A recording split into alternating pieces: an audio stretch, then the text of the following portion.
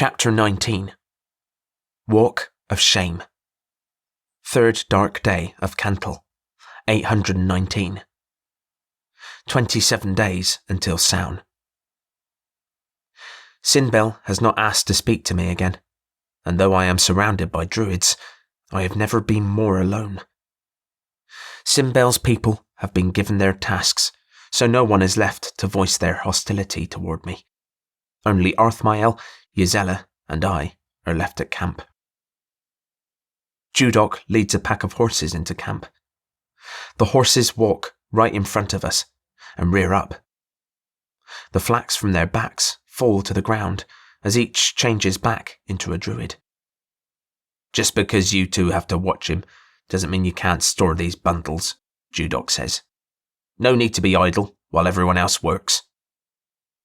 He stretches his hurt arm and makes fake faces of being in pain. To my astonishment, Ysela buys the act. I turn away from them before I retch. Arthmael is staring daggers at me. You can do this part as well, he says.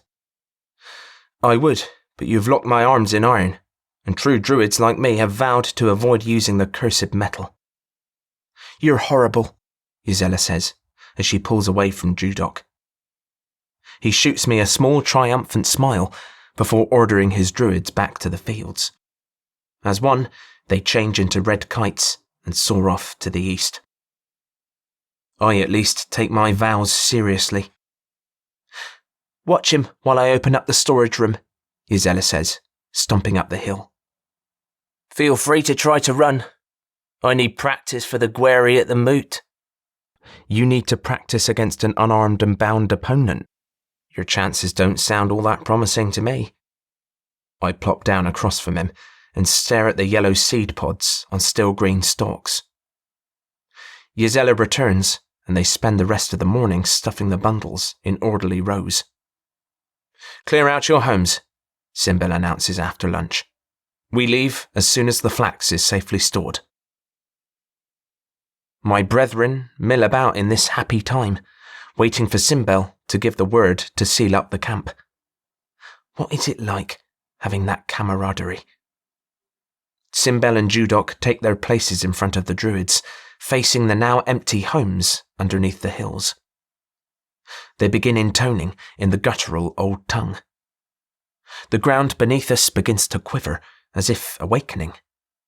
The other druids in the camp all stare rapturously at their lord. Great swathes of earth rise up behind the pair and start walking toward the collection of druids. Elementals. I've never seen such huge animates. Arthmael, you may have the honour, Sinbel calls. Arthmael's smile is the first I've seen from him. Sinbel directs his elemental to the first of the homes under the hill. Arthmael takes 3 massive swings at the shoulder of the elemental with his staff, causing its arm to drop in front of the door. It lumbers over to the next door, and again Arthmael severs a hunk of dirt. As the doors are covered, the owners scurry over and mould the dirt into a believable hill slope.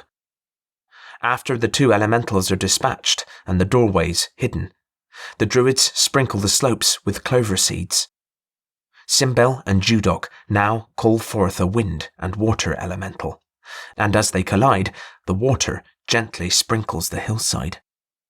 So that is how your homes have remained hidden for all these years, I say in amazement.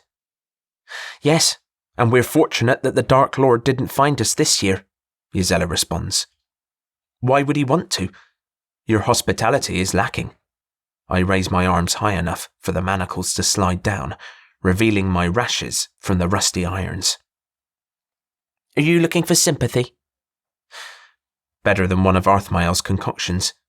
I'm likely to become violently ill and have the shits. Sinbel wants to see you, Arthmael says in a flat voice from behind me. I drop my head. I'm sorry, Arthmael.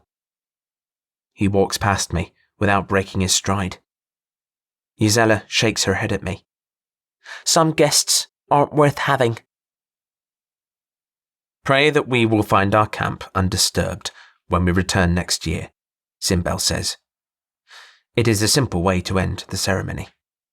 Now, let's make our way northward to Cantum. Once again, I am headed away from Boswin and the completion of my quest. Not that it matters anymore.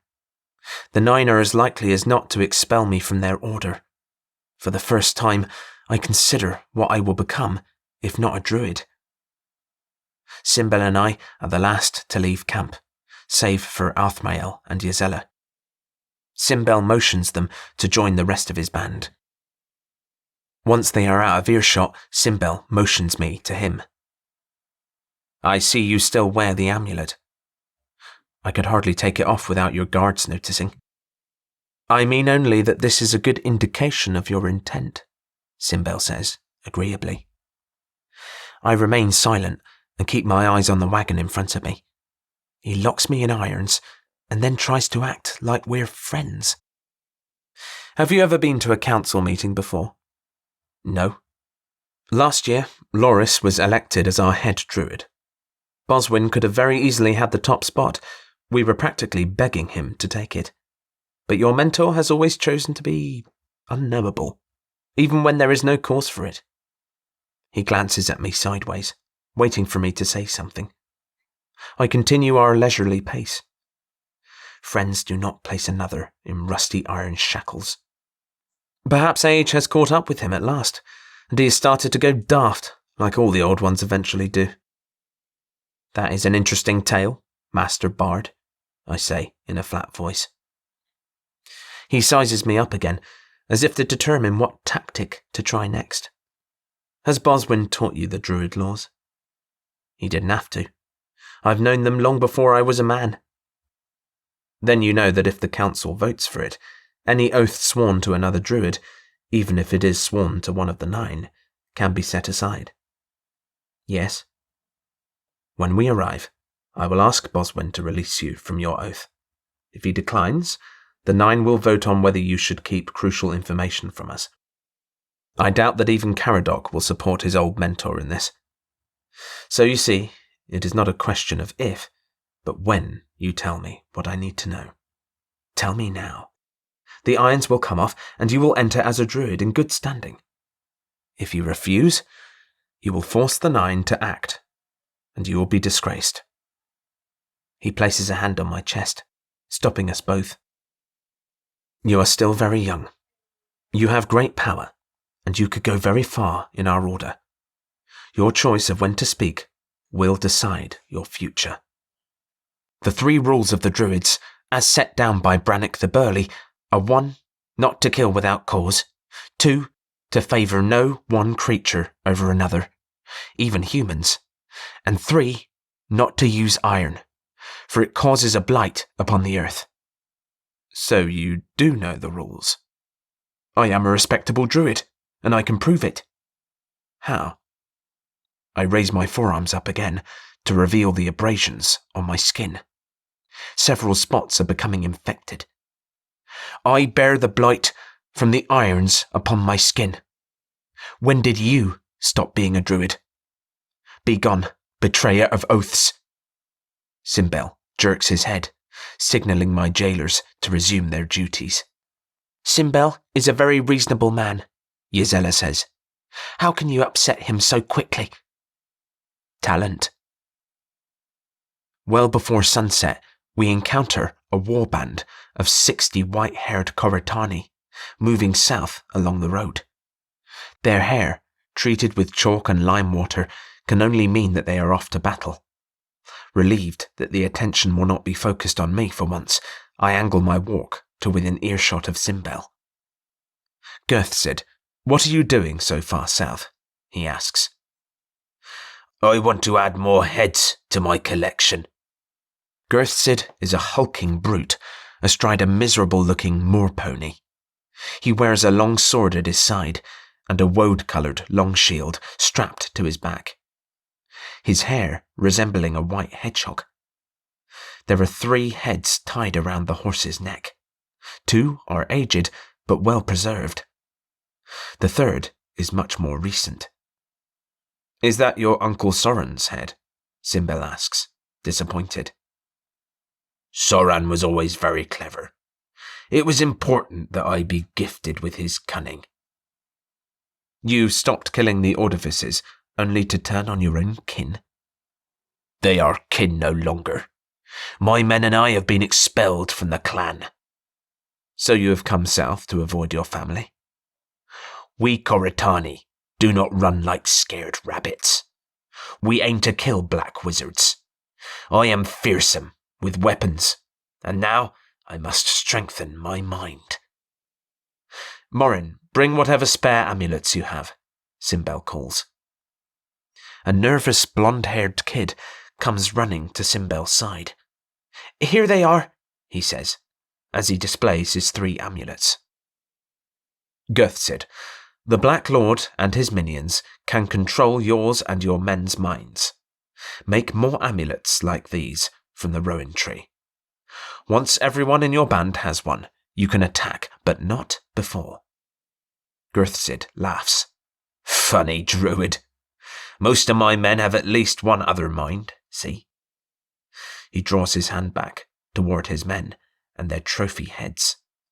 If the wizards come into our heads, we can jump to one of our other minds. It doesn't work that way, Gurthsid. Take the amulets and heed my warning. Gurthsid takes the amulets and hands them off to his woman. The Druids spend all their time playing as animals. The Black Lord will be surprised when he encounters us. We'll play with his head after the battle. Promise me, Gurthsid, you will have one made for everyone in your band. Yes, yes.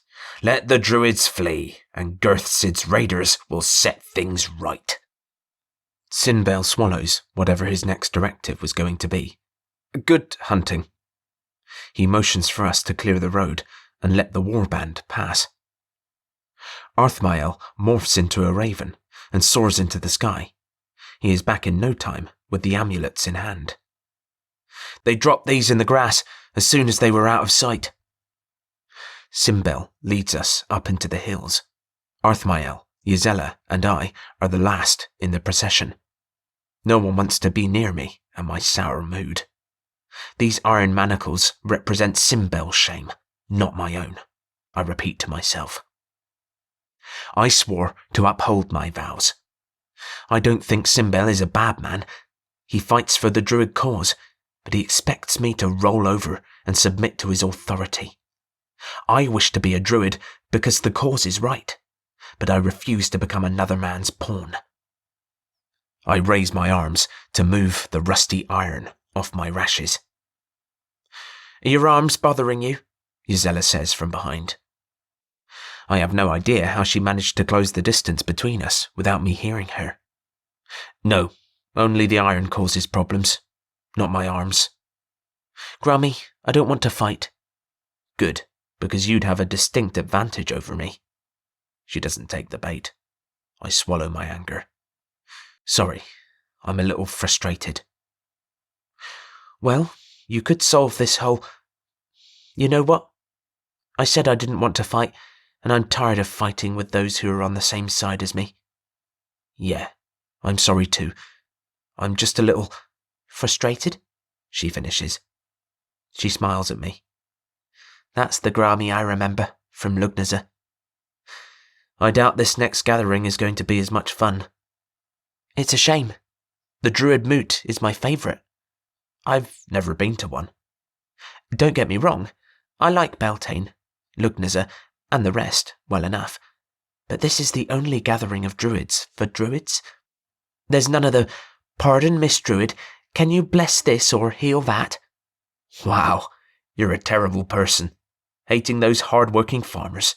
I used to be one of them, you know. That explains why you were so grabby. What? For the first time in ages, there is playful banter. The time melts away as I get to talk to a friend instead of bearing the weight of the world. We should probably stop smiling so much, Ysella says. Why in the name of all the gods would we do that? Ysella purses her lips. Because you've disappointed Arthmael again. I've been in irons. How could I have possibly done anything to him? He was all excited for the Druid Gueri, since Judok can't compete. What is it? That's right, you've never experienced a moot before, she says. Gwalathur was too lazy to attend, and Arthayan didn't like me from the start. Well, she says, as if she's the authority on this, the top acolytes from each of the 9 lords compete in a combat of staves in the Omnin Circle. The winner, by tradition, is promoted to a journeyman druid without having to complete a quest. Last year, Judok made it to the final against Eosia from Caradoc's group. It was the most amazing duel in memory, with Eosia barely able to outlast Judok. And now Judok is hurt and can't compete. So, I know why he hates me. We both know there's more to it than that. She rolls her pretty green eyes at me. Arthmael is the next best in single combat. With Judok out, this year the tournament is wide open. So Arthmael should be thanking me. Arthmael asked about the Gueri, but Simbel won't release him from his duty of watching you. I throw my hands up. This is not my fault. I didn't say it was. But if you were Arthmael, would you blame your mentor or the man who has been nothing but trouble since he arrived? Where is he, anyway? I told him I'd watch you while he scouted ahead. Speaking of which, she points at a red kite heading toward us. I believe that is him now. Arthmael lands in front of us. He takes a few awkward steps before he morphs into his human form. Anamorphing is definitely not his specialty. I could teach him anamorphing and herbal remedies if he weren't so set against me. It's as I thought. That's Milk Hill, he says. We'll get there before sundown, Ysella says, excited. Arthmael returns the smile. I wait for someone to explain the significance. At last, Ysella sees my confusion. We always camp at the top of Milk Hill on the night prior to the moot. We enter the Cantom Lijanx complex the next day at first light. Complex? Ysella ignores my question. Simbel always times it, so we don't get to camp until after dusk. For newcomers, their first view is always with the sun's rise, Ysella says. I look up at Belanos. We'll crest that hill before dark, I say. They nod. It's not like him to mistime our trip, Arthmael says. I think he's got something else on his mind this time. I raise my manacles and kill the excitement. That's my specialty, the good mood assassin. See that white hill? Ysella asks. That's Silbury Hill. It's blindingly white in the midday sun. Caradoc and his people camp there. I've never seen anything like it, I marvel. The hill has taken on a soft, dull white colour in the evening sun. You can barely see the white interior walls of Cantom Lijanx just north of Silbury. I see them. I can't help but get excited. Every boy dreams of being allowed here at some point. That's where Simbel and the rest of the 9 will be for the next couple of days. Of course, none of us are allowed in there, but that also means that they don't have time to give us orders. I see why you like this event so much. Simbel raises his voice. Everyone gather round. His back is to Cantom Lijanx. Since we don't have any first-timers this year, I figured we could arrive early for once. Arthmael, Ysella, and I stand off to the side of the main group.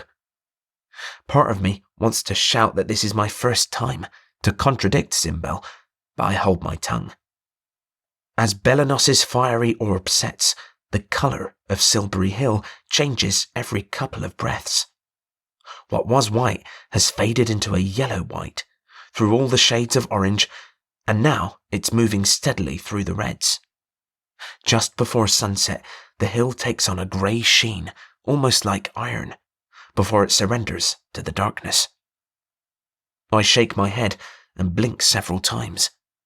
I don't want to be called a wide-eyed farm boy. Casually, I look around me. Everyone else was just as caught up in the spectacle.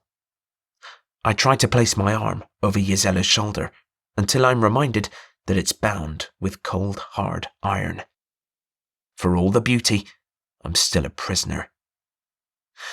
Perhaps I've been wrong all these years, arriving after dusk, Simbel says in a contemplative tone. No matter.